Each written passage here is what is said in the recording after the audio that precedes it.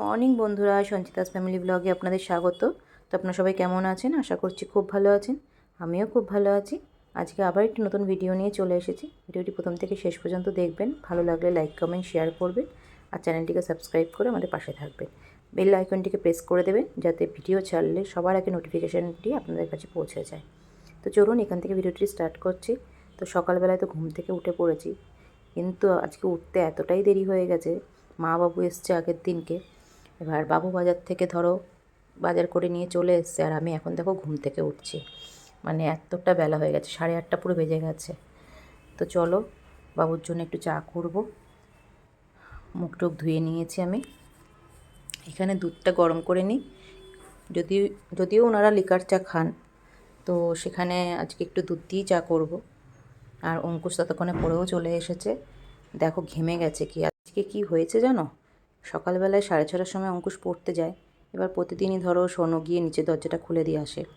তো যখন সোনু আর অঙ্কুশ লিফটে উঠেছে, মানে লিফটটা এতটাই বিরক্ত করছে, মানে ওঠা মাত্রই দরজাটাও বন্ধ করেছে। হয়তো মানে 3rd ফ্লোরে গেছে কি 2nd ফ্লোরে গেছে, তখনই কারেন্টটা চলে গেছে। আর যেই কারেন্ট গেছে, আমি তো সঙ্গে সঙ্গে লাফ মেরে বিছানা থেকে উঠে পড়েছি, যে মনে হয় দুজনাই মনে হয় আটকে গেল।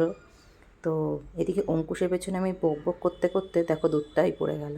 এসছে, গায়ের থেকে জামা কাপড়টা খুলতে বলছি, চোখ মুখটা ধুতে বলছি, হাত পাটা ধুতে বলছি, ও ঘরে গিয়ে এসির তলে বসে পড়লো। এই করেই তো ঠান্ডাটা লাগায়। আর ওর পেছনে বকতে গিয়ে এখানে আমি দুধ যে বসিয়ে দিয়েছি আমার মাথাতেই নিই। পরে এসে দেখছি যে এরকম দুধ উতালে এসে পড়ে গেল। তো চলো চাটা করে নিই। তো যেটা বলছিলাম, হ্যাঁ, সে তো লিফট বন্ধ হয়ে গেছে। এবার 5-7 মিনিট পুরো লিফটে রয়েছে। এটা যদি ধরো অঙ্কুশ একা থাকতো লিফটে, তাহলে তো পুরো ভয় পেয়ে যেত। যেহেতু শোনো ছিল, তাই ভয়টা পায়নি।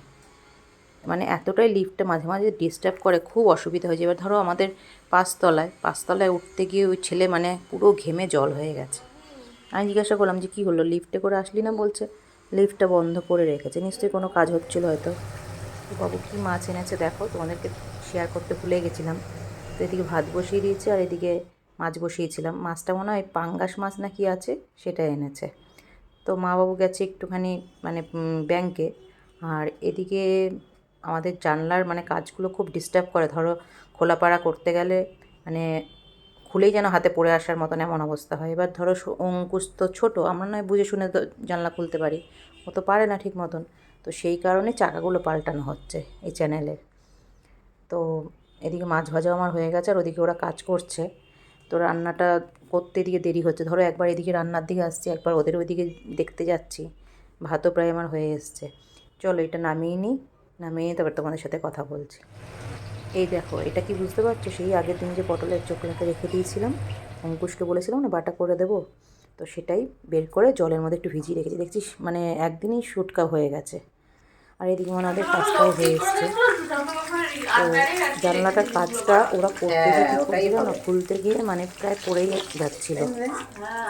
জানলার কাজটা যে খুলেছে মানে ওই দিক দিয়ে মানে রাস্তার দিক দিয়ে পড়ে যেতে নিয়েছিল। তো যাই হোক অসুবিধা হয়নি, দুজনা ছিল, ঠিকঠাকভাবে করেছে। মানে পড়ে গেলে ধরো এত উঁচু থেকে পড়লে কাজটা রাস্তায় ছড়াছড়ি হয়ে যেত। তো আমার রান্না দেখো প্রায় শেষ। মাছের ঝোল আর এই চোকলা বাটা করে। না কেন ঝাল লাগছে? বাবা তো একটু বাটা বুটা তো একটু ঝালই খায়। ওই তোকে অনেক দিয়েছি, তুমি আমার পাতে দিয়ে দাও। আমি এই দিয়েই খাবো। আমি এই মাছ খাবো কিনা ভাববো। ঠিক আছে, গঙ্গার মাছ, সে তো জানি, তেল বেরিয়েছে অনেক। টাটকা মাছ। বাপি পটল বাটা কেমন হলো? এই চোকলা বাটা একটু হালকা ঝাল না হলে ভালো লাগে না। হালকা না, অতিরিক্তই ঝাল। ম্যাগি মশলা ঢেলে দিয়ে দিয়েছি এর মধ্যে। হ্যাঁ, ম্যাগি মশলা দিয়ে ভালো লাগতো। হুম, চলো আমরা তাহলে খেয়ে নিই, দুপুরের সেবাটা দিয়ে নিই। টাটা। এই যে দেখো আইসক্রিমের বারটা দেখছো, এটার একটা ঘটনা আছে। আইসক্রিমের বারটা এনে ডিপ ফ্রিজে রাখা ছিল। আর শোনো কী করেছে, রাত ধরো এখন 12টা 15 বাজে। তো আমাদের খাওয়া দাওয়া অনেক আগেই হয়ে গেছে। শোনো বাথরুমে যাওয়ার নাম করে এসে আইসক্রিমের বারটাকে বের করেছে ফ্রিজ থেকে। যেই বের করেছে আমি তো ধরেছি, আজ এত রাতে আইসক্রিম খাবি না, ঠান্ডা লেগে যেতে পারে। তো বলছে আইসক্রিম খাবো। তো দেখলাম এনেছে যখন মা হাতে ধরে, তাহলে একটু করে সবাইকে দিই।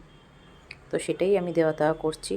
চলো রাতটাও অনেক হয়ে গেছে। তো ভিডিওটা ভালো লাগলে একটা লাইক দিয়ে পাশে থেকো।